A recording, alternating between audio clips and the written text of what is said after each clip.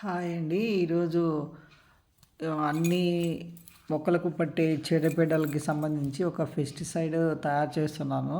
చాలా పవర్ఫుల్ అండి ఇది. ఏ మొక్కలకైనా ఎక్కువగా కూరగాయ మొక్కలంటే పిండి నల్లి లేదంటే పేనుబంక వస్తుందండి. వాటికి చాలా పవర్ఫుల్గా పనిచేస్తుందండి ఇది. నేను వాటి చూశాను. వేపాకు 2 గుప్పలు తీసుకున్నానండి. 2 గుప్పలు తీసుకొని అల్లం, వెల్లుల్లి, పచ్చిమిర్చి చేసి బాగా మిక్సీ పట్టి తీసుకున్నాను.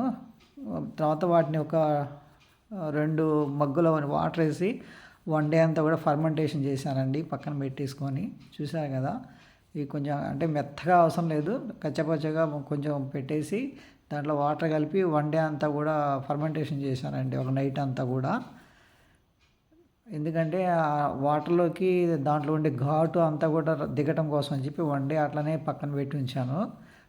దాన్ని మరుసటి రోజు మనం ఒక క్లాత్లో వడపోసి స్ప్రేయర్లో పోసుకున్నానండి. ఎందుకంటే వడపైపోతాయని అడ్డం పడతాయి కాబట్టి ఒక వైట్ క్లాత్లో లిక్విడ్ అంతా కూడా వడపోసుకొని మన స్ప్రేయర్లో ఎక్కడైతే మనకి పెస్టిస్ ఉందో మొక్కలకి వాటి మీద స్ప్రే చేయాలండి.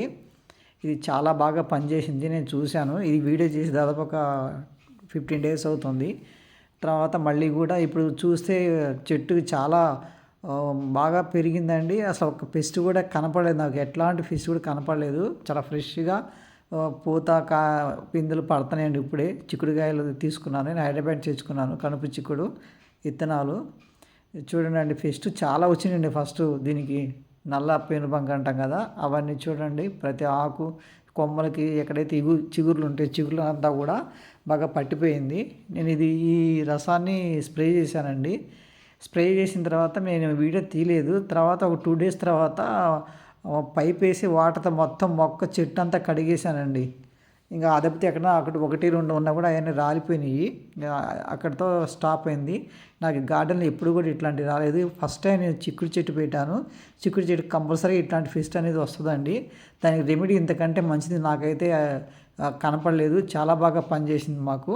చూశారు కదా. ఇప్పుడు ఇట్లా స్ప్రే చేసిన తర్వాత మరుసటి రోజు చూస్తే చాలా వరకు దాదాపు 80% అంతా కూడా పెస్ట్ అంతా కూడా పోయిందండి. తర్వాత నిదానంగా ఇంకా ఆ పవర్ చనిపోయి ఉంటుంది బహుశా. తర్వాత నేను వాటర్తో కడిగేసరికి ఇప్పుడు అసలు ఒక పెస్ట్ కూడా మొక్కకు లేదండి. మంచిగా కాయలు పడుతున్నాయి. చాలా హ్యాపీగా అనిపించింది. ఈ రెమెడీ మీకు ఏమైనా ఉపయోగపడితే చేయండి. దీనికి క్వాంటిటీ అంటూ ఏం లేదు. ఇది ఇంత అదంతా కొలత వేయాల్సిన అవసరం లేదు. ఎక్కువైనా తక్కువైనా ఏ ఇంగ్రీడియంట్ అయినా ఏం కాదండి. చాలా బాగా పనిచేసింది. దీంతో పాటు కూడా నేను జామ చెట్టుకి తెల్ల పిండి నల్లి అంటారు కదా, అది వచ్చింది. దానికి కూడా కొట్టాను, కాకపోతే అది వీడియో తీయలేదు. అది కూడా చాలా బాగా పోయింది. అది ఇప్పుడు పిందెలు కూడా వస్తుంది జామ చెట్టు. కాబట్టి ఈ రెమెడీ మీరు కూడా ఉపయోగించుకుంటారని ఆశిస్తున్నానండి.